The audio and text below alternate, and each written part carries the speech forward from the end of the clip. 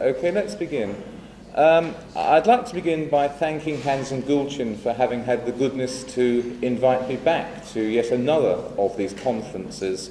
And although it would be unfair to last year's conference to say that this one is particularly good, I do think that these conferences get better and better, and they are the high point in my own intellectual calendar. So thank you very much, Hans and Gulchin. Now, I've been asked to talk about Chamberlain, Churchill, and the Second World War and counterfactual history. And in doing that, I'll begin by saying that I regard it as probably uncontroversial in this room if I say that the world would have been a better place had the Second World War not taken place. In the first place, we can say that had there been no Second World War, between 30 and 50 million people would not have been murdered in various kinds of state action. There would have been no first use of nuclear weapons against Japan. There would have been no devastation of Germany in the material and the cultural sense, though Germany would probably not have got entirely cleanly out of the Hitler dictatorship, but there would not have been this total closure on German civilization that happened in the mid-1940s. Central and Eastern Europe would not have been taken over by the Soviet Empire. You can say that the world at large would have been a better place. Speaking as an English nationalist, I can also say that England would probably have been a better place had there been no Second World War. Now, the financial cost to Britain of the Second World War, the direct financial cost, I believe, was £34,000 million, which doesn't mean much nowadays, but it's something like 5 times the gross domestic product of 1938.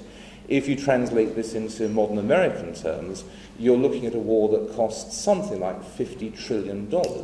And that's just the direct financial cost. Once you start looking at the opportunity costs, the indirect costs, then it is almost incalculable how much it cost.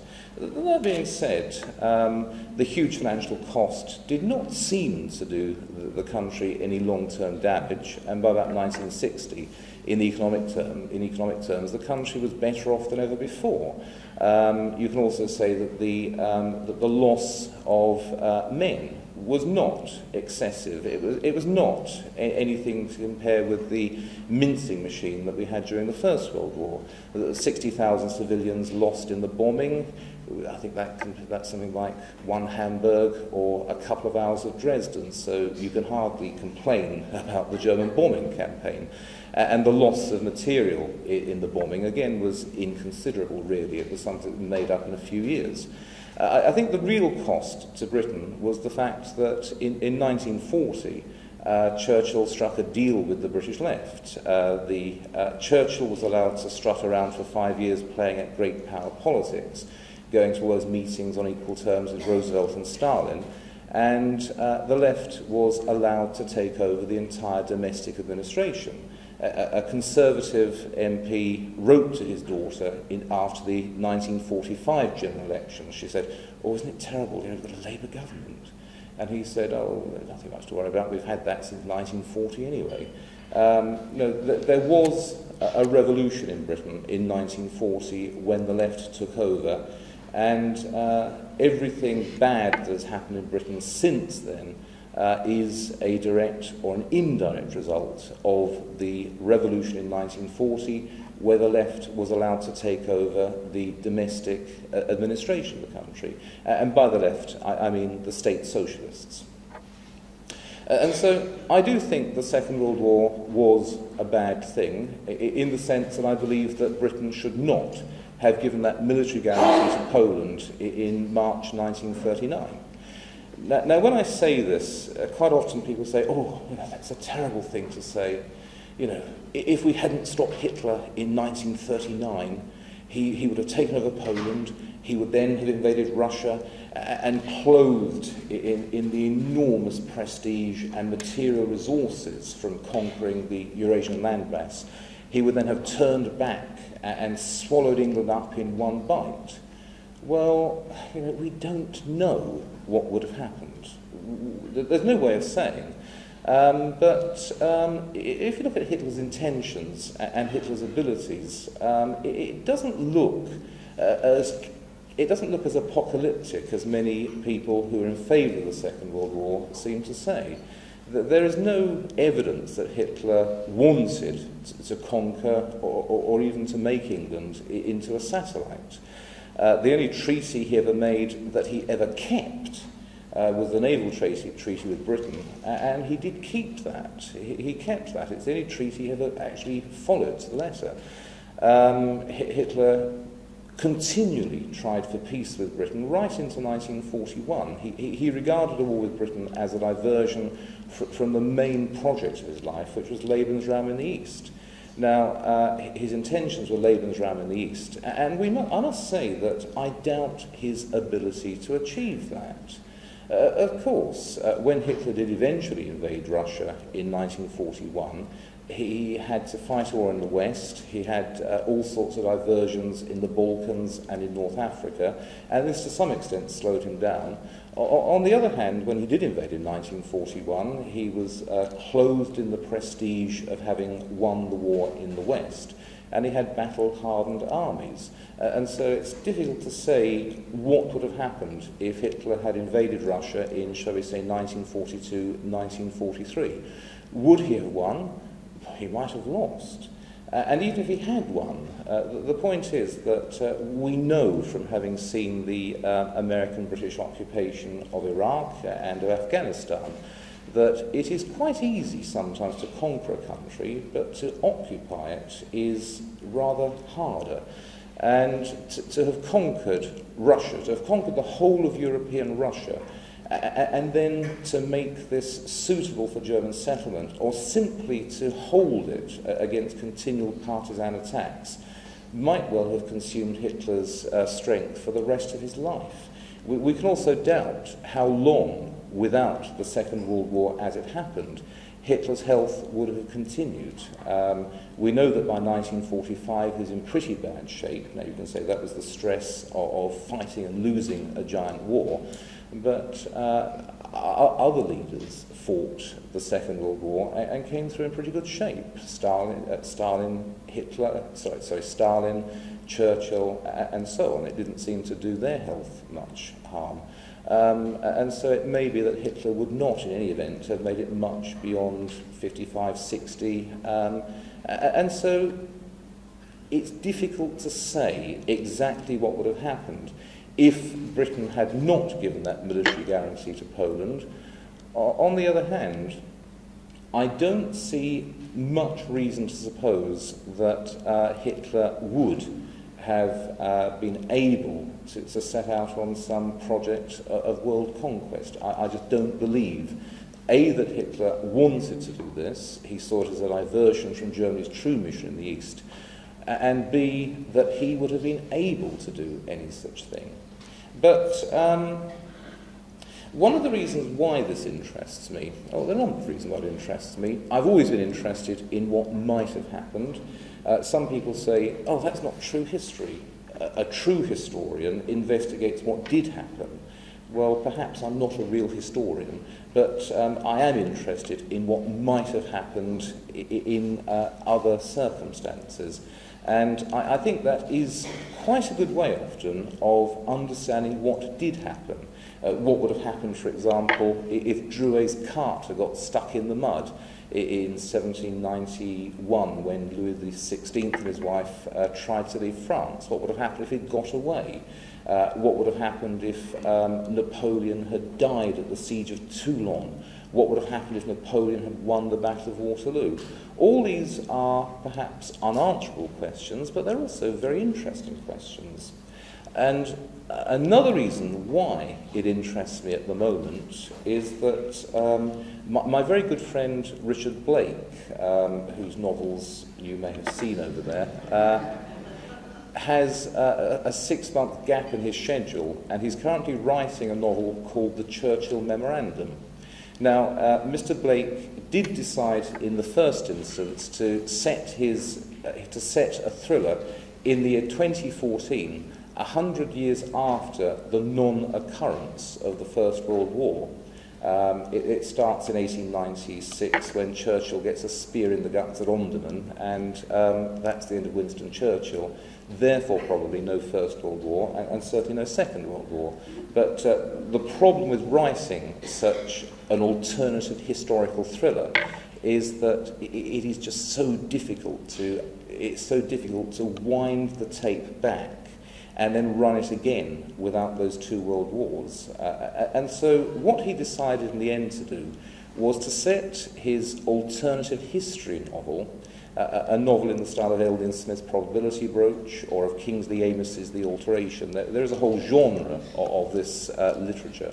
He decided to set the Churchill Memorandum in 1960, or 1959 actually, 20 years after a freak accident in Prague. We know that Hitler visited Prague in the middle of March 1939. He was there for 22 hours inspecting the architecture and the sights of Prague. He was then driven to the railway station in Prague and got on a train to Berlin. Well, what would have happened if, when Hitler was driving back to the railway station in Prague, his escort had got into trouble? It was a frosty morning. The roads in Prague were rather icy. What would happen if one of the armoured cars in his escort had got stuck in the tram lines, and Hitler's Mercedes had swerved to avoid hitting this, and, well, you know, sort of a Diana-type scenario? Okay, so Hitler is dead in March 1939. There would then have been no Second World War because there would have been an immediate power vacuum in Berlin. What would the world look like? What would the world have looked like in 1960 if there had been no Second World War, and if we cut out all the arguments with the neoconservatives by saying, okay, well, Hitler's dead, so you don't need to worry about whether Hitler would have invaded America in 1948 or something. You know, Hitler's out of it, what happens next? And a number of things that we can probably say about this world of 1960. It would have been a great deal richer, because you would not have had between 30 and 50 million people murdered by various forms of state violence. There would not have been that enormous outpouring of wealth, and the world would have been a richer place. Because we're only looking 20 years afterwards, we can rule out things like British Crown colonies on the moon and indefinite life extension and all the rest of it. The world would have looked, in many respects, much as it did in 1960, but there would have been some very interesting differences. Germany, I could deal with very quickly. I suspect that with Hitler out of the way, the power struggle in Berlin would have been won by Goering. He was popular with the German people. He was popular with the German establishment. He would have outmaneuvered people like Himmler and Goebbels very easily. He might have killed them, might have retired them, it doesn't matter. He would then have run a very corrupt, very authoritarian, socialist-style state, and that's all we need to say about Germany. By 1960, Führer Goering would be rather old. He probably wouldn't have gone to war with anybody. The Germans would have spent the past 20 years goose-stepping up and down, black banners, endless Wagner, and otherwise not very much. A protectorate over Poland, perhaps, and a Cold War with Soviet Russia. Soviet Russia would not have been devastated as it was by the Second World War. At the same time, Stalin and the communist ideology would not have had that enormous prestige that they gained from actually beating Hitler, because they did most of the fighting anyway, so they won the war, I suppose. And communism might not have been so effective as an armed conspiracy in the 1940s and 50s as in fact it was. Now, what about Britain? What indeed about Britain? Well, I said that our main misfortune in the Second World War was the state socialist coup of May 1940. Because there would have been no Second World War, there would have been no defeat in the Norwegian campaign, no fall of the Chamberlain government, there would not have been that state socialist coup. We have no opinion poll data from the late 1930s, but everybody seems to have been agreed that the general election of 1940 would have been won by the Chamberlain national government, and this would have carried on into the mid-1940s. Now, that is not to say that Britain would have avoided a drift into state socialism.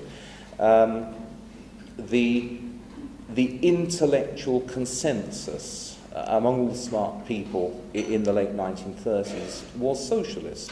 Look at the great names of the period, George Orwell, J.B. Priestley, Harold Acton. You have a whole range of people, often quite brilliant writers and journalists. And they believed in state socialist solutions to the problems of my country. And I find it very hard to believe that these people would not, sooner or later, have had their moment. These intellectual changes are often a generational matter. I suspect, drifting away from the main theme, I suspect that if the Conservatives had won the 1997 general election in Britain, we would still have had many of the things that we regard as New Labour horrors. It was not just a matter of a one general election. This was a matter of a generation coming into its own. Equally, what is happening in America at the moment with President Obama would probably have happened whoever won the presidential election of 2 years ago. This is a matter of a younger generation that is easing aside its elders and is coming into its own, and they will do the things that they've been talking about for the last 25 years or so. And so, going back to our main theme, if there had been no Second World War, I find it inconceivable that people like George Orwell, J.B. Priestley, Harold Acton, and all the rest would not have had a great influence on the British national mind and therefore on the course of British government throughout the 1940s and the 1950s. But without the Second World War, you would not have had the same cleaning out of the productive classes. There would have been a great deal more resistance to the drift into state socialism, and these people would not have been carried shoulder high into the intellectual and political citadels of British life. They would not have had it all their own way. There would have been resistance. There might have been some kind of reaction in the 1950s, as indeed there was, because there was a slight reaction from state socialism in Britain during the 1950s, even bearing in mind the unfavourable circumstances of the time. And so Britain would not have gone as socialist as it did. Would there still be the empire in 1960? I think the answer is yes, and that would be one of the downsides of there having been no Second World War. The empire was never a source of British greatness, it was an effect. It was rather like the plumage on one of those birds that's good for attracting mates and frightening away predators, but is in itself pretty useless. And I suspect that by 1960, in this alternative world, Britain would still be stuck in India, trying to keep peace between lunatic mobs of Muslims and Hindus. We'd have been stuck in India because, well, because we were there, because there was no great reason for us to leave, and because everybody said, well, we've always been there, so we should always stay there. And with India, I imagine that most of the rest of the empire would still be there. The technology. Now, I don't think that there would have been so much development of aircraft and rocketry. This was enormously fostered by the Second World War. I don't think they're doing the same great development of computing. This again was fostered by the Second World War. Indeed, the purely civilian economy didn't really get interested in computers until the 1970s. Until then, computers were things for the state or for companies which were recipients of state contracts, the military-industrial complex, you could call it. And so without the Second World War, less development of computing, less development of aviation technology, possibly no development worth mentioning of rocketry. There would have been visionaries talking of space travel, but probably nothing definite done about it, simply because the technology hadn't been developed. What technologies would have developed in place of that? Now, I can't answer that. It's rather like Bastiat's what is seen and what is not seen. We saw between 1940 and 1960 the development of certain technologies. We don't know, we can't know what technologies were thereby crowded out. Would there have been more medical progress than in fact there was? Would there have been much more development of electronics, but in the civilian economy? I don't know, but the fact that between 30 and 50 million people would not have been killed, you'd have not had that scale of material devastation, indicates that there would have been many technological advances which in fact had not happened by 1960. Perhaps the sort of technological breakthroughs we had in the 1970s and 80s would have taken place in the 1950s and 60s. I don't know. I can't know. But my friend Mr. Blake will try to work something out when he comes to the background of the Churchill memorandum.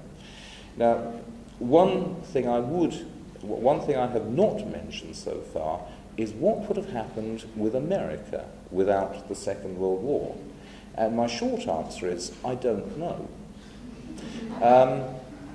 I think it's fair to say that the whole Roosevelt project, the New Deal, was rescued by the Second World War.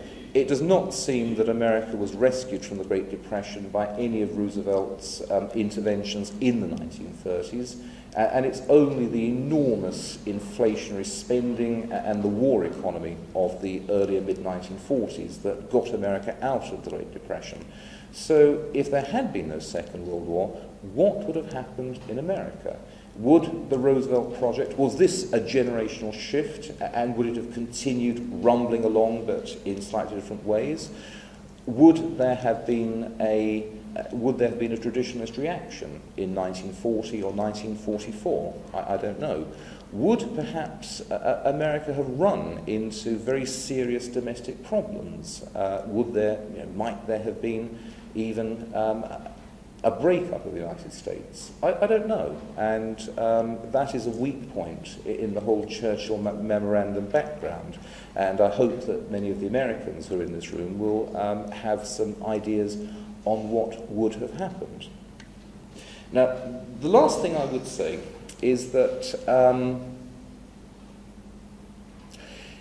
the Churchill memorandum will not be great literature when it's written, just as the other novels that Richard Blake has written cannot be regarded as great literature, but they are significant in one respect. We in the libertarian and conservative movements have been very good during the past half-century in explaining what is wrong with the world and what needs to be done in the economic and political sense to make the world a better place. If you want to know about our views on company law reform or land reform or monetary reform or what have you, it's all there, it's all being done at the moment with great brilliance. But the world is not as influenced by this kind of abstract political, economic and social thought as we would like to think. The socialist takeover of the Western mind in the early and middle 20th century had rather little to do with all those socialist pamphlets. I think that it was driven much more by the cultural war that the socialists unleashed. I think the novels of George Orwell, of J.B. Priestley, I think certainly many Hollywood films did a great deal more to bring the Western mind over to socialism than any amount of scribbling by socialist intellectuals.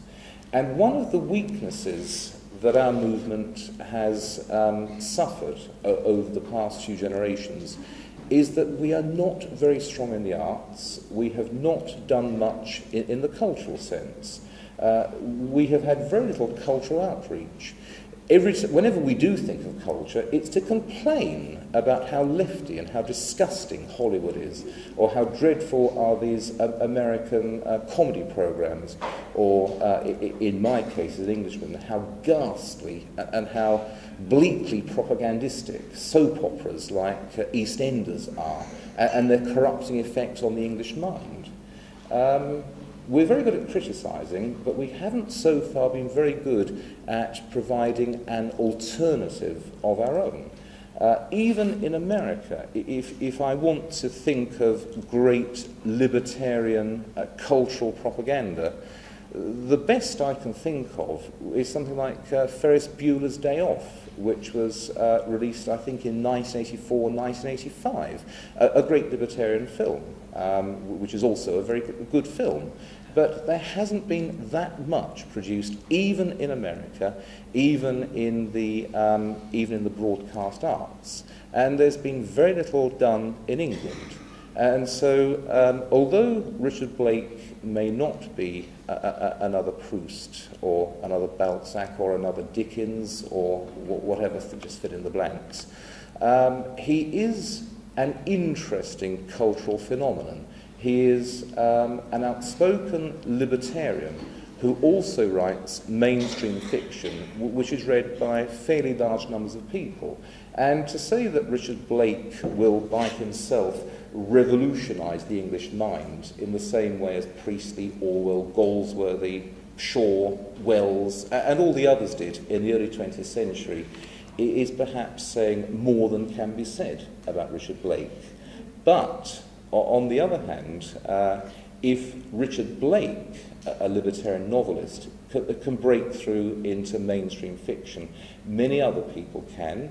And I do think that the Churchill Memorandum will be a significant novel, even if it's not a very good one, in the sense that it's worth considering what the world would have looked like in 1960 had there not been this gigantic catastrophe in the early 1940s. The world would have been a better place if the state had not been as entirely released from its bottle as in fact it was. And so I do believe that you should encourage Mr. Blake as much as possible by buying his novels. If any of you have contacts with Hollywood film people, Mr. Blake is always willing to talk to these people. And if you do, more importantly, if you do have a novel of your own that you've been idly considering for the past few years, I think it is in your interest, and I think it is your duty to go ahead and to write it, because you will be fighting the war for truth, right and justice just as effectively by writing novels as by writing more cultural and economic critiques. So with that, I'd thank you for your indulgence, and I will shut up now. Thank you.